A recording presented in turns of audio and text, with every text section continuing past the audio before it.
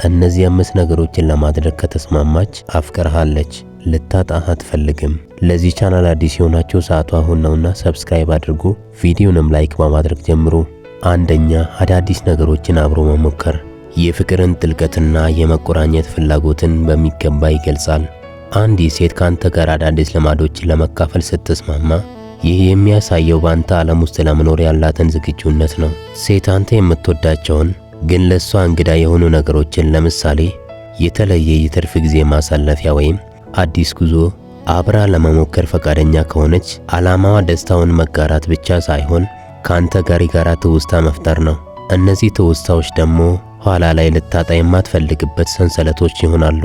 አዲስ ነገር መሞከር ሁል ጊዜ ምቾት አይሰጥም፣ ሊያስፈራም ይችላል። ነገር ግን ባንተ እምነት ስላላት ብቻ ያንን ስጋት ተሻግራ አብራ የምትሆን ከሆነ ይህ ላንተ ያላትን ጥልቅ አክብሮትና ፍቅርን ያሳያል። አንተን የናቀች ሴት ግን እሷ የማይመቻትን ነገር ላንተ ስትል በፍጹም አታደርገውም። አዲስ ነገሮችን አብራችሁ ማድረጋችሁ የኔ ህይወትና የሷ ህይወት ከሚል አስተሳሰብ ወጥታችሁ የኛ ህይወት ወደሚል የጋራ ማንነት እንድትሸጋገሩ ያደርጋቸዋል። በሳይኮሎጂ እይታ ይህ ቦንዲንግ ይባላል። ብዙ አዳዲስ ትውስታዎችን አብራችሁ በፈጠራችሁ ቁጥር እሷ ካንተ መለየት ይበልጥ ይከብዳታል። አንተ የምትወደውን ነገር አብራ ስትሞክር ያንተን ችሎታ ወይም ፍላጎት እያደነቀች መሆኑን በተዘዋዋሪ ትገልጻለች። ይህ በአንተና በሷ መካከል ያለውን የስሜት ትስስር እጅግ ጠንካራ ያደርገዋል። በአጭሩ አዳዲስ ነገሮችን አብሮ መሞከር ማለት ያንተ ፍላጎት የኔም ፍላጎት ነው፣ ህይወቴን ካንተ ህይወት ጋር ቀላቅያለሁ ማለት ነው። ሁለተኛ፣ ከቤተሰቧና ከቅርብ ጓደኞቿ ይልቅ ያንተን ሐሳብ መቀበል። አንዲት ሴት ከቤተሰቧና ከቅርብ ጓደኞቿ ይልቅ ያንተን ሐሳብና ምክር ማመን ከጀመረች ይህ ለፍቅሯ ትልቁና የመጨረሻው ማረጋገጫ ነው። ይህ ደረጃ በስነ ልቦና እይታ ዘ አልቲሜት ትረስት ወይም ፍጹም እምነት ይባላል። በማንኛውም ሰው ህይወት ውስጥ ቤተሰብና ጓደኞች ቀዳሚ አማካሪዎች ናቸው። እሷ ግን ያንተን ምክር መምረጧ በህይወቷ ውስጥ ቁጥር 1 ቦታ ላይ እንዳስቀመጠች ያሳያል። ያንተ ሐሳብ በሷ ላይ ያለውን ተጽዕኖ ከማንም በላይ መሆኑ ህይወቷን ባንተ እጅ ላይ መጣሏን ያረጋግጣል። አንተን እንደ መሪ ወይም እንደ ታማኝ አማካሪ ማየቷ ባንተ ብስለትና ዕውቀት ላይ ያላትን ጥልቅ አድናቆት ይገልጻል። እሱ ካላለኝ ምንም ስህተት አልሰራም የሚል ስሜት በውስጧ ስላለ ያንተን መኖር እንደ ትልቅ ዋስትና ትቆጥረዋለች። በሳይኮሎጂ አንድ ሰው ከቤተሰቡ ይልቅ አንተን ማዳመጥ ሲጀምር በመካከላችሁ ኢንግሩፕ ቢያስ ወይም የኛ ብቻ ዓለም ይፈጠራል። ይህ ማለት እሷ ከሌላው ሰው ይልቅ ካንተ ጋር ያላት ትስስር እጅግ ጠንካራ ስለሆነ አንተን ማጣት ማለት መላ ህይወቷንና መሪዋን እንደማጣት ነው የሚቆጠርባት። የቤተሰቧን ምክር ትታ ያንተን ስትሰማ ውጤቱ መጥፎ ቢሆን እንኳ አንተን ላለመውቀስ ወስናለች ማለት ነው። ይህ ብሳሳት እንኳን ካንተ ጋር ነኝ የሚል የመተማመን ጥግ ነው። በአጭሩ አንዲት ሴት ቤተሰቦቼ እንዲህ ይላሉ፣ አንተ ግን ምን ትመክረኛለህ ብላ ስትጠይቅ ልቧን ብቻ ሳይሆን አእምሯንም ሰጥታለች። ይህ ደግሞ ልታጣ እንደማትፈልግ የሚያሳይ ትልቁ ምልክት ነው። ሶስተኛ፣ አካላዊ ፍቅርን መጋራት። አካላዊ ፍቅርን ወይም ወሲብን መጋራት በግንኙነት ውስጥ ትልቅ ትርጉም አለው። ነገር ግን እንደ ሳይኮሎጂና እንደ እውነተኛ ፍቅር እይታ ትርጉሙ ሊለያይ ይችላል። አንዲት ሴት ስታፈቅር ወሲብ ለሷ ከስጋዊ እርካታ በላይ ነው። ካንተ ጋር ያላትን ጥልቅ ቅርርብ የምትገልጽበት፣ ያንተ ነኝ የምትልበትና በመካከላቸው ያለውን ግድግዳ የምታፈርስበት መንገድ ነው። በዚህ ደረጃ ላይ አካላዊ ፍቅርን የምታደርገው ካንተ ጋር ያላት ቁርኝት ይበልጥ ለማጥበቅና ካንተ የምታገኘውን ስሜት ያደንነት ለማረጋገጥ ነው። አካላዊ ማንነት ለሌላ ሰው አሳልፎ መስጠት ትልቅ ተጋላጭነትን ይጠይቃል። ሴት ልጅ ሰውነቷን ለወንድ ስታጋራ ያ ወንድ እንደማይንቃት እንደማይጎዳትና ጥበቃ እንደሚያደርግላት አምና ነው። ይህ እምነት ካለ ደግሞ ያንን ሰው ላለማጣት ከፍተኛ ጥረት ታደርጋለች። በተጨማሪም ይህን በምታደርግበት ወቅት ኦክሲቶሲን የተባለ የፍቅር ሆርሞን በከፍተኛ ሁኔታ ይለቀቃል። ይህ ሆርሞን በሴቷ አእምሮ ውስጥ ካንተ ጋር ጥልቅ ቁርኝት እንዲፈጠር ያደርጋል። በሳይኮሎጂ እይታ ይህ ሆርሞን ሴቷ ባንተ ላይ በስሜት እንድትጠመድ ስለሚያደርጋት ካንተ መለየት እንደ ትልቅ ህመም እንዲሰማት ያደርጋል። አካላዊ ፍቅሯን መጋራቷ ካንተ ጋር ያላትን ልዩነት ያረጋግጥላታል።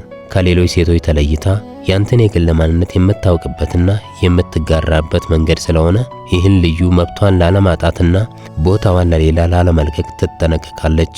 ማወቅ ያለብህ ግን ይህን አብራ ስላደረገች ብቻ አፍቅራለች ለማለት በቂ ሊሆን አይችልም። እውነተኛ ፍቅር መሆኑ የሚታወቀው ከዚያ በኋላ ባለው እንክብካቤና ንግግር፣ ይህም ድርጊት በሌለበት ጊዜ ለሚያጋጥመው ችግር ባላት አቋም፣ አክብሮት፣ ጊዜ መስጠትና ምክርህን መስማት አብረው ሲገኙበት ብቻ ነው። በአጭሩ አካላዊ ፍቅርን መጋራት የግንኙነት ጣሪያ እንጂ መሰረት አይደለም። መሰረቱ ካለ ግን ግንኙነታችሁን የማይበጠስ ያደርገዋል። አራተኛ አስቸጋሪ ጊዜያትን አብሮ ማሳለፍ የፍቅር እውነተኛ መፈተኛው ድንጋይ ነው። ሴት ልጅ አንተን በእውነት ካፈቀረችና ልታጣ ካልፈለገች በችግር ጊዜ የምታሳየው ስነ ልቦናዊ አቋም ወሳኝ ነው። አብዛኛው ሰው ነገሮች ሰላም ሲሆኑ ገንዘብ ሲኖርህና ስትስቅ አብሮ መሆን አይከብደውም። ነገር ግን ስራ ስታጣ፣ ስትታመም ወይም የስነ ልቦና ውጥረት ውስጥ ስትገባ አብራ የምትቆም ከሆነ ይህ የጥቅም ሳይሆን የልብ ትስስር እንዳላችሁ ያሳያል። በአስቸጋሪ ጊዜያት ወንድ ልጅ ብቻውን መሆን ወይም መገለል ሊፈልግ ይችላል። እሷ ግን አይዞ እኔ ያለሁልህ በማለት ብቻ ሳይሆን ዝምታህን በመረዳትና ጫና ሳታበዛብህ ከጎን በመሆን ድጋፍ ትሰጥሃለች። ይህ ልታጣ አትፈልግም የሚለውን ነጥብ ያጠናክረዋል። ምክንያቱም ያንተ መውደቅ እሷንም እንደሚጎዳ ስለምታውቅ ነው።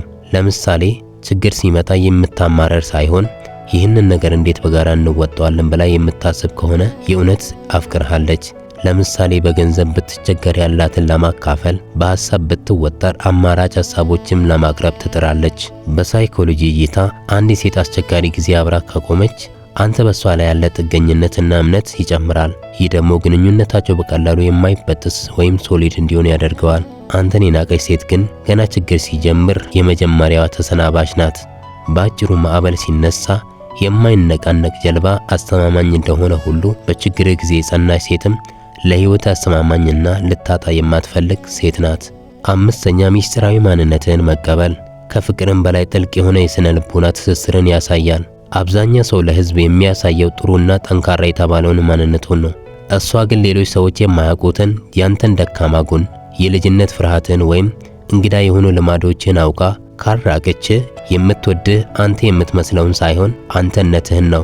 ይህንን ብናገር ይንቁኛል ብለህ የምታስበው ሚስጥርህን ስትነግራት እሷ ግን በንቀት ሳይሆን በርህራሄና በመረዳት ካዳመጠች እሷ ላንተ ደህንነቱን የጠበቀ ወደብ ነች ማለት ነው። ሴት ልጅ የማትወደውን ወንድ ሚስጥር ለመስማት ትዕግስት የላትም። ብትሰማውም እንኳን ኋላ ላይ ንቀትን መሳሪያዋ ታደርገዋለች። ሚስጥርህን ማካፈል ባንተ በኩል ያለውን መተማመን ያሳያል። እሷ ያንን ሚስጥር ጠብቃ መቆየቷና ካንተ ጋር መቀጠሏ ደግሞ ያለህበት ሁኔታ ምንም ይሁን ምን እኔ ካንተ ጋር ነኝ የሚል ድምፅ አልባ ቃል ኪዳን ነው። በሳይኮሎጂ እይታ ሚስጥርን ማወቅ ትልቅ ኃይል ነው።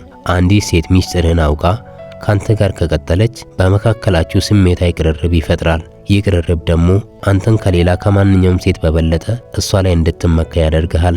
ልታጣ የማይገባት መሆኑን የምታውቀው ያንተን ጨለማ ጎን እያወቀች ብርሃን ለመሆን ስትሞክር ነው። በአጭሩ ሚስጥርህን መቀበል ማለት አንተን ሙሉ በሙሉ አይቼሃለሁ፣ አውቄሃለሁ፣ አሁንም ግን እመርጣለሁ እንደማለት ነው። እስካሁን ስለተከታተላችሁኝ አመሰግናለሁ። በድጋሚ ለዚህ ቻናል አዲስ የሆናችሁ ሰዓቱ አሁን ነውና ሰብስክራይብ አድርጉ፣ ቪዲዮንም ላይክ አድርጉ።